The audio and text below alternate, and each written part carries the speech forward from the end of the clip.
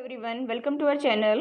I am Rekha Khola. Today we are going to start with a new chapter, Life in the Temperate Grassland. 9th chapter है 7th class का. ठीक है, चलिए let's get start. Just as a forest can be defined as the place where trees are the main type of vegetation, grasslands can be defined as a region where grasslands form the dominant type of plant life. Grasslands make up almost a quarter of the total land surface. The type of plants that grow here greatly depends on what the climate and soil are like, as climate play an important role in the formation of grassland. It is generally used as a basis to divide the world's grassland into two broad categories, those that occur in the temperate regions and those that occur in the tropical region. जिन स्थानों पर वृक्ष ही मुख्य वनस्पति होते हैं उन्हें हम one कहते हैं. इसी तरह जिन प्रदेशों के पादप जीवन में घास की अधिकता होती है उसे घासस्थल कहा जाता है. पृथ्वी की सतह का लगभग 1/4 जो भाग है घासस्थल है. यहाँ उगने वाले पौधों के प्रकार यहाँ की मिट्टी और जलवायु पर डिपेंड करते हैं. घासस्थल के निर्माण में जलवायु की बड़ी महत्वपूर्ण भूमिका होती है. इसका इम्पोर्टेंट रोल होता है. आमतौर पर क्लाइमेट के आधार पर विश्व के घासस्थलों को 2 वर्गों में बांटा गया है. ठीक है, तो शीतोष्ण प्रदेश के घासस्थल और उष्ण कटिबंधीय प्रदेश के घासस्थल. आगे देखिए इसमें द प्रेरीज. प्रेरी जो घास के मैदान है, देखिए the temperate grasslands of North America are known as the prairies. It is a region of flat gently sloping और hilly land. For the most part prairies are treeless but near the low-lying plains, flanking rivers, valleys, woodlands can be found. The tall grass up to 2 meters high dominate the landscape. It is actually a sea of grass. The prairies are bounded by the Rocky Mountains in the west and the Great Lakes in the east. You can see that the prairies cover part of United States of America and parts of Canada. In the USA, the area is drained by the tributaries of Mississippi, and the Canadian prairies are drained by the tributaries of Saskatchewan rivers. Prairies Uttar America के शीतोष्ण घासस्थल को prairie कहा जाता है. ये मंद ढलान समतल पहाड़ियों वाले प्रदेश है. यहाँ जहाँ मतलब क्या होता है, घास ज़्यादा होती है, पेड़ कम होते हैं. वास्तव में ये प्रदेश जो है घास का विशाल क्षेत्र है. अधिकांश भागों में प्रेरी वृक्ष रहित हैं, लेकिन निचले मैदानों के समीप जब जाएंगे तो नदी घाटियों के साथ साथ यहाँ वन भी पाए जाते हैं. 2 मीटर तक ऊंची घास यहाँ के भूदृश्य की प्रधानता है. वास्तव में यहाँ पर क्या है, एक घास का सागर है. ठीक है, सी ऑफ ग्रास.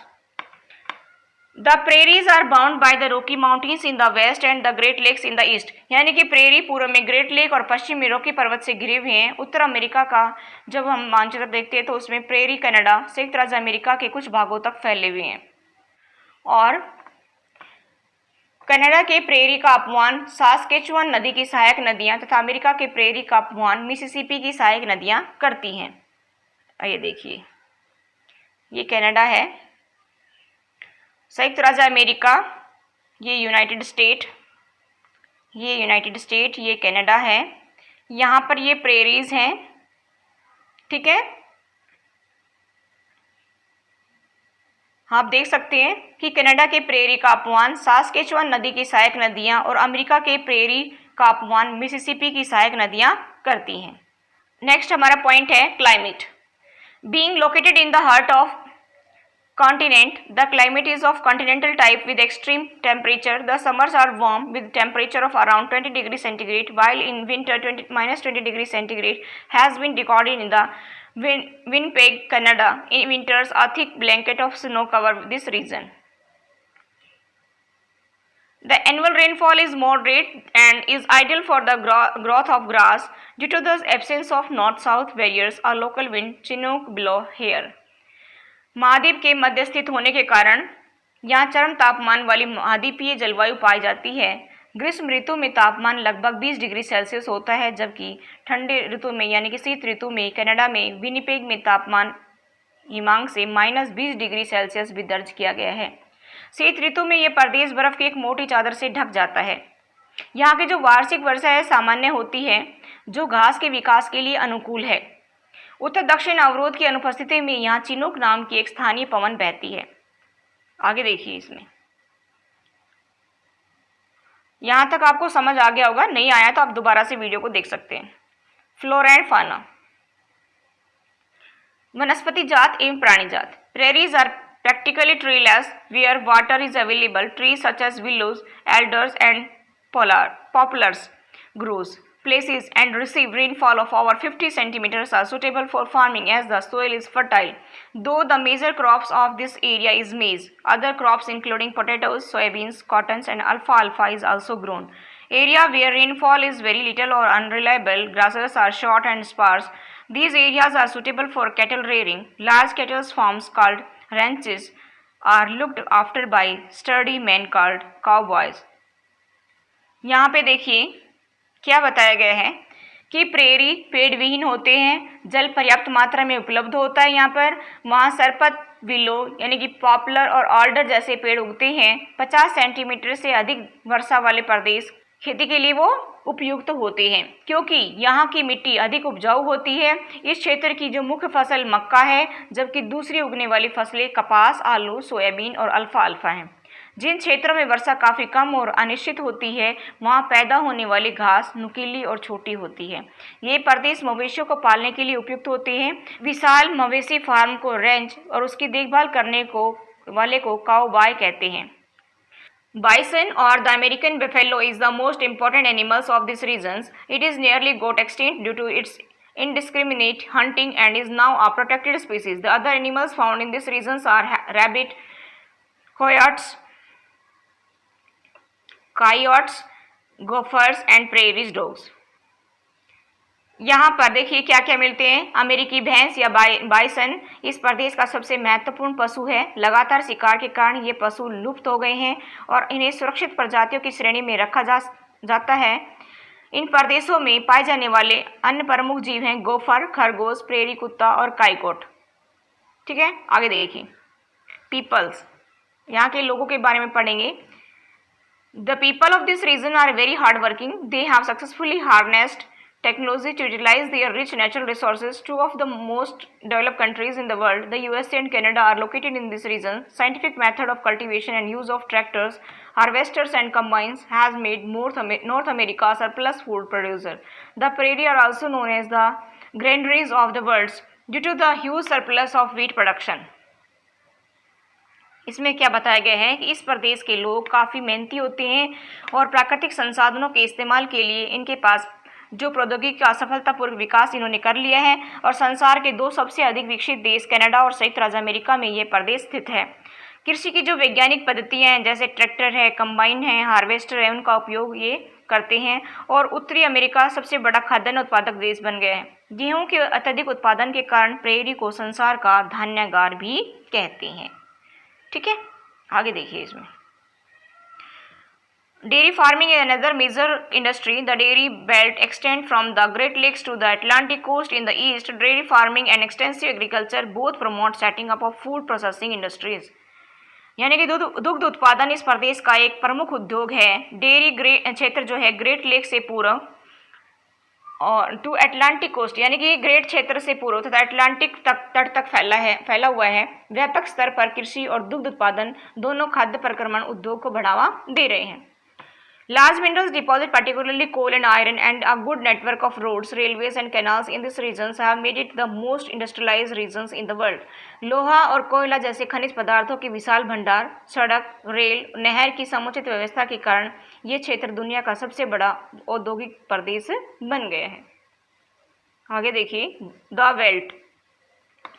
देखिए वेल्ट के बारे में पढ़ेंगे। The temperate grasslands of South Africa are called the velds. Velds are rolling plateau and with varying heights ranging from 600 meters to 1100 meters. It is bound by the Drakensberg Mountains on the east. To its west lies the Kalahari Desert. On the northeastern part, high velds are located that attain a height of more than 1600 meters in some places. Look at the map of Africa. Name the countries that are covered by the velds. The tributaries of river Orange and Limpopo drain of the region. यानी कि दक्षिण Africa की शीतोष्ण घास स्थल को weld कहते हैं।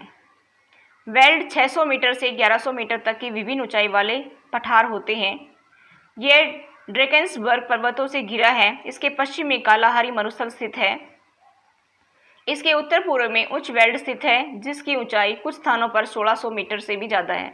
अफ्रीका के मानचित्र में हम देखेंगे वेल्ड से घिरे देशों के नाम। लिम्पोपो और ऑरेंज नदी की सहायक नदियां इस प्रदेश को सिंचित करती हैं। देखिए इसमें आप मैप में देख सकते हैं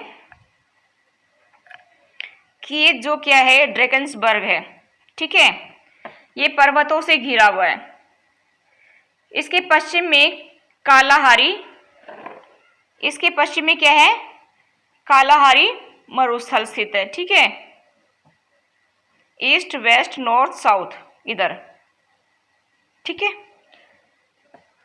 कुछ स्थानों पर 1600 मीटर से भी अधिक जो है ऊंचाई पर ये वेल्ड स्थित है, ठीक है। इसमें लिम्पोपो और ऑरेंज रिवर, ये लिम्पोपो रिवर है, यहाँ पर जो लिम्पोपो रिवर है, और देखिए ये यहाँ पे ऑरेंज रिवर है यहाँ पे, ठीक है, और यहाँ पर जो है लिम्पोपो रिवर है। क्लियर। देखिए दक्षिण अफ्रीका के शीतोष्ण घास स्थल को वेल्ड बोलते हैं और ड्रैकन्सबर्ग पर्वतों से घिरा, ये ड्रैकन्सबर्ग है, ये पर्वतों से घिरा है। इसके पश्चिम में कालाहारी मरुस्थल है, ठीक है, और इसके उत्तर पूर्व में उच्च वेल्ड, उत्तर और पूर्व में उच्च वेल्ड स्थित है, ठीक है, जो 1600 से भी अधिक मीटर की ऊंचाई है उनकी, ठीक है। अब लिम्पोपो और ऑरेंज रिवर की बात करें तो ये लिम्पोपो रिवर है और ये है इधर ऑरेंज रिवर, ठीक है, इधर ये लिम्पोपो रिवर है और ये है ऑरेंज रिवर, ठीक है। आई होप आपको क्लियर हुआ होगा। ये जो नदी की सहायक नदियां हैं इस प्रदेश को क्या करती हैं, सिंचाई के लिए जल अवेलेबल करवाती हैं, ठीक है। चलिए आगे देखते हैं, क्लाइमेट के बारे में पढ़ेंगे। देखिए climate, the velds have a mild climate due to the influence of the Indian Ocean. Winter are cold and dry, temperatures vary between 5 degrees centigrade and 10 degrees centigrade and July is the coldest month. Summer are short and warm. Johannesburg records about 20 degrees centigrade temperature in the summer. The Velds receive rainfall mainly in the summer month from November to February. This is mainly because of the warm ocean currents that wash the shore of Velds. If the rainfall is scanty in the winter month from June till August, drought may occur. यहाँ पे देखिए climate के बारे में कि हिंद महासागर के प्रभाव के कारण क्या होता है कि वेल्ड की जलवायु नम होती है, शीत ऋतु शुष्क और ठंडी होती है। इसके दौरान तापमान 5 डिग्री सेल्सियस से 10 डिग्री सेल्सियस के बीच में रहता है और जुलाई सबसे अधिक ठंडा महीना होता है। ग्रीष्म ऋतु गर्म और अल्पकालिक होती है। ग्रीष्म ऋतु में जोहान्सबर्ग का जो तापमान है लगभग 20 डिग्री सेल्सियस दर्ज किया जाता है। वेल्ड क्षेत्र में वर्षा नवंबर से फरवरी के मध्य ग्रीष्मकालीन महीनों में होती है। ऐसा वेल्ड के तटों पर गर्म महासागरीय जलधारा प्रवाहित होने के कारण होता है। यदि सर्द ऋतु में जून से अगस्त तक के महीनों में वर्षा कम होती है तो ये क्षेत्र सूखाग्रस्त हो सकता है। आगे देखिए इसमें फ्लोरा एंड फाना। फ्लोरा एंड फाना में क्या पढ़ेंगे, वनस्पति जात और प्राणी जात। फ्लोरा एंड फाना, वनस्पति जात और प्राणी जात। The vegetation cover is sparse. Grasses dominate the landscape. Red grass grows in bush velds. In the high velds, acacia and marula are seen to be growing. The animals of the velds are primarily lion, leopards, cheetah and kudu. यहाँ की जो वनस्पति है विरल है। अधिकतर जो स्थल है वो घास से ढके रहते हैं। लाल घास वेल्ड की झाड़ियों में पैदा होती है। मरोला और बबूल ऊंचे वेल्ड में उगते देखे गए हैं। वेल्ड के जो प्रमुख जानवर हैं शेर, चीता, तेंदुआ और कुडू हैं, ठीक है। आगे देखिए पीपल, यहाँ के लोग कैसे हैं। Velds are known for cattle rearing and mining. The soils are not very fertile in the velds due to the presence of discontinuous grasses exposing barren surface. However, where the land is fertile, crops are grown. The main crops are maize, wheat, barley, oats, and potatoes. Cash crops like tobacco, sugarcane, and cotton are also grown. Sheep rearing is the most important occupation of the people. Sheep is bred mainly for wool and has given rise to the wool industry in the velds. Merino sheep is a popular species and their wool is very warm. Dairy farming is the next important occupation. Cattle are reared in the warmer and wetter regions and the dairy products like butter, cheese are produced for both domestic supply and also for export. देखिए जो people है यहाँ के निवासी हैं, weld खनन और पशुपालन के लिए प्रसिद्ध है। वेल्ड की मिट्टी अधिक उपजाऊ नहीं है। यहाँ उपजाऊ भूमि है, वहाँ फसलें उगाई जाती हैं। गेहूँ, मक्का, ज्वार, अखरोट और आलू यहाँ की प्रमुख फसलें हैं। कपास, गन्ना और तंबाकू जैसी नकदी फसलें भी यहाँ उगाई जाती हैं। भेड़ पालन यहाँ के लोगों का मुख्य व्यवसाय है और भेड़ ऊन के लिए पाली जाती है तथा इससे जो वेल्ड में ऊनी उद्योग काफ़ी विकसित हुआ है। मेरिनो भेड़ एक लोकप्रिय प्रजाति है और दुग्ध उत्पादन यहाँ का दूसरा महत्वपूर्ण व्यवसाय है। पशुपालन नम और गर्म प्रदेशों में किया जाता है और चीज़, मक्खन जैसे दुग्ध पदार्थों का उत्पादन घरेलू उपयोग और निर्यात के लिए किया जाता है। आगे देखिए, The Welds have rich reserve of minerals, iron and steel industries has developed where coal and irons are present. Gold and diamonds minings are major occupations of the peoples of these regions. Johannesburg is known for being the gold capital of the world. Kimberley is famous for its diamond mines. Mining of diamonds and golds in South Africa led to the establishment of trade ties with Britain, and gradually South Africa became a British colony. This mineral-rich area has a well-developed network of transport. यानी कि weld में खनिजों का प्रचुर भंडार है। जिन स्थानों पर कोयला और लोहा उपलब्ध है वहां पर लोहा और इस्पात उद्योग विकसित हो गए हैं। हीरे और सोने का जो खनन इस प्रदेश के लोगों का मुख्य व्यवसाय है। जोहान्सबर्ग को संसार की स्वर्ण राजधानी भी कहा जाता है। किम्बरले हीरे की खान के लिए प्रसिद्ध है। ये देखिए डायमंड माइंस, ये आप देख सकते हैं, ये डायमंड माइन किम्बरले हीरे की खान के लिए प्रसिद्ध है। हीरा और सोने के खनन के लिए ब्रिटेन तथा दक्षिण अफ्रीका के बीच व्यापारिक संबंध स्थापित हुए। धीरे धीरे दक्षिण अफ्रीका ब्रिटेन का उपनिवेश बन गया और इस प्रचुर खनिज संपदा वाले प्रदेश में यातायात की सुविकसित व्यवस्था है। ठीक है, that's all for today, thank you.